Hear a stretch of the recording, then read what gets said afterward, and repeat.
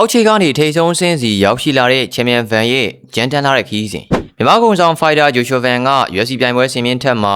စုစုပေါင်း10ပွဲထိရှင်ပြိုင်ထိုးသက်ခဲ့ပြီးတော့10ပွဲနိုင်တဲ့ပွဲရှုံးဆိုတဲ့စံချိန်ကောင်းကိုပိုင်ဆိုင်ထားပါတယ်။သူရဲ့ဂျိုဝိုင်းတွင်ဖြတ်တန်းခဲ့ရတဲ့လမ်းကြောင်းကိုပြန်ကြည့်မယ်ဆိုရင်အစင်တန်းတစ်ခုချင်းစီအစင်လိုက်တလန်းလာခဲ့တာတွေ့ရမှာပါ။အစောပိုင်းကာလတွေတုန်းကတော့ UFC Fight Night ပြိုင်ပွဲစဉ်3ထိအားစိုက်ရှင်ပြိုင်ခဲ့ရတာပါ။ဒီကဖိလစ်ပီဘူနန်နဲ့ပွဲစဉ်တစ်ခုပဲပရိသတ်မပါဘဲနဲ့လက်စပီကာကမာရာအေးဘက်အတွင်းမှာထိုးသက်ခဲ့ရတာပါ။ကျန်တဲ့ဖွင့်ပွဲစဉ်တွေမှာတော့ပရိသတ်ပြည့်နဲ့ကွင်းတွေမှာရှင်ပြိုင်ထိုးသက်ခွင့်ရရှိခဲ့တာပါ။အစောပိုင်းဖွင့်ပွဲအဖြစ်ဇူမာကူလော့ဖ်နဲ့ရှင်ပြိုင်ခဲ့စဉ်ကဂျက်ဆန်ဘီမြို့မှာပရိသတ်တွေရှေ့ထိုးသက်ခဲ့ရတာပါ။အဲ့နောက်ချာဂျွန်စင်နဲ့ရင်ဆိုင်ခဲ့ရတဲ့ပွဲစဉ်ကတော့အောင်လန်အန်ဆန်နဲ့တကွင်းထဲမှာဒန်ဘာမြို့မှာထိုးသက်ခဲ့ရတာပါ။အစောပိုင်းဖိုင်နယ်ပြိုင်ပွဲ3ပွဲကလွဲရင်ကြန့်ရှိတဲ့ပွဲစဉ်တွေအားလုံးကို UFC ရဲ့ပေးကြည့်ပွဲစဉ်တွေကြီးမှာပဲဇက်တိုက်ပါဝင်ခွင့်ရရှိခဲ့တာပါ။ပွဲစဉ်လိုက်နိုင်ရလက်တွေကိုဇက်တိုက်ဖန်တီးနိုင်ခဲ့တာကြောင့်အသင်းဖွဲ့နဲ့တာဝန်ရှိသူတွေရဲ့ယုံကြည်မှုကိုအပြည့်အဝရရှိလာခဲ့တာပါ။အဲလိုနဲ့အောက်ခြေအဆင့်ကနေထက်တန်းအဆင့်ထိမြ мян ဆန်ဆန်ရောက်ရှိလာခဲ့တာပါ။ပြိုင်ပွဲစဉ်တွေဇက်တိုက်နိုင်ရရှိခဲ့ပြီးတဲ့နောက် UFC 370မှာ Brandon Rover နဲ့ရှင်ပြိုင်ချိန်မှာတော့ပထမဆုံး main cut အဆင့်အောက်မှာပါဝင်ခွင့်ရရှိခဲ့တာပါ။ဒီပွဲမှာအကောင်းဆုံးခြေစွမ်းပြသနိုင်ခဲ့တာကြောင့်စုကြီးတွေအများကြီးသိမ်းပိုက်နိုင်ခဲ့တာလည်းဖြစ်ပါတယ်။အဲနောက်ပိုင်းမှာတော့အဆင့်မြင့်ပွဲစဉ်တွေစီဓာတ်ရိုက်ရောက်ရှိသွားခဲ့ပြီးဘန်ဒိုဂျာနဲ့ခိုမိန်ပွဲစဉ်ဖြစ်ထိုးသက်ကချန်ပီယံကပတ်ကိုပါစကူနိုင်ခဲ့တာပါချန်ပီယံဖြစ်လာပြီးတဲ့နောက်မှာလည်းရက်တံမသွားဘဲနဲ့ UFC 228မှာတက်ဆူရိုတိုင်ရာနဲ့ကပတ်ကာကွယ်ပွဲကိုခိုမိန် Event အဖြစ်ဆက်လက်ပြီးထိုးသက်သွားခဲ့ရတာပါအခုဆိုတော့လာမယ့် UFC 331ပြိုင်ပွဲကြီးမှာဘန်ဒိုဂျာနဲ့ဒုတိယအကြိမ်မကြေပွဲအဖြစ်ပြန်လည်ရင်ဆိုင်ရတော့မှာဖြစ်ပါတယ်ခင်ဗျာဒီချိန်မှာတော့ရိုးပွဲမဟုတ်တော့ဘဲနဲ့ပြိုင်ပွဲတစ်ခုလုံးရဲ့အဓိကခေါင်းစဉ်တက်ခေါင်းပွဲကြီးဖြစ်သတ်မှတ်ခြင်းခံရတာပါဒီချိန်ကပရိသတ်တွေစိတ်ဝင်စားမှုနေပါလုံးလို့ဝေဒန်တစ်ခုလုံးဖြုတ်ရဖို့အထိစဉ်းစားခံခဲ့ရတဲ့ဝေဒန်မှာတော့အခုလိုခေါင်းပွဲဖြစ်သတ်မှတ်ခံရတာကအထူးခြားတာဖြစ်ပါလိမ့်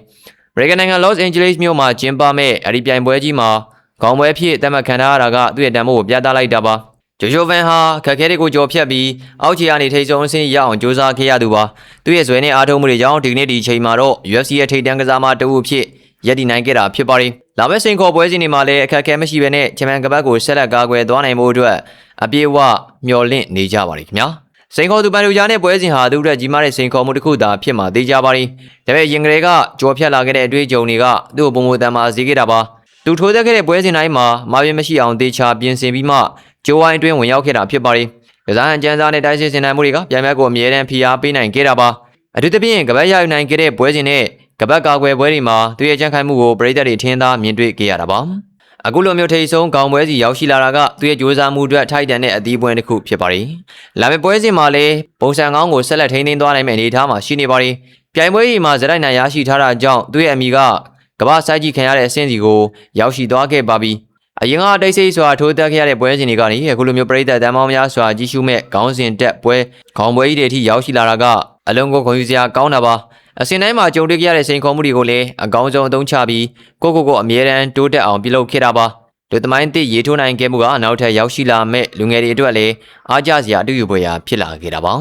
လာမယ့်ပွဲစဉ်တွေအတွင်းမှာလည်းချန်ပီယံတူရဲ့ဂုဏ်သိက္ခာကိုအပြည့်အဝထိန်းသိမ်းခဲ့ပြီးတော့အနိုင်ရလက်နဲ့တူအိမ်ပြန်လာနိုင်ဖို့အတွက်အားလုံးကဆုတောင်းပေးနေကြပါတယ်ခင်ဗျာဂျိုဝိုင်းအတွင်းမှာအခက်အခဲတွေဘယ်လောက်ပဲရှိနေပါစေသူ့ရဲ့ပြတ်သားတဲ့ဆုံးဖြတ်ချက်တွေကအနိုင်စီကိုဥတီပေးသွားမှာပါအောက်ခြေကနေတက်လန်းလာခဲ့တာကြောင့်ဘလို့ချင်းနေမျိုးမှမဆိုကြန့်ခိုင်စွာရင်ဆိုင်နိုင်စွမ်းရှိနေပါ ರಿ လာမယ့်ခေါင်းပွဲစဉ်မှာလည်းချန်ပီယံကပတ်ကိုထိုက်ထိုက်တန်တန်ဆက်လက်သိမ်းပိုက်သွားနိုင်ပါစေလို့ဆုတောင်းပေးလိုက်ပါရခင်ဗျာ